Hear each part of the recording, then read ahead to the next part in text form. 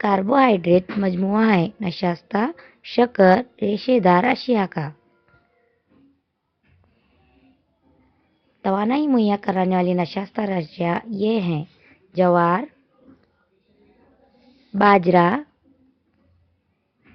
गेहूं, चावल,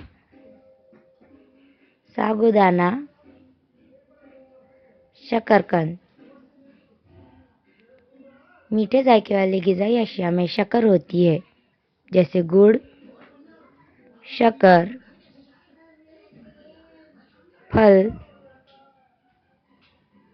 शहद और दूध।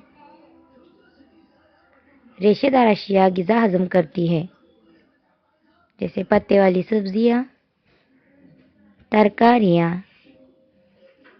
दालें। चर्बी से जिस्म को तवानाई मिलती है।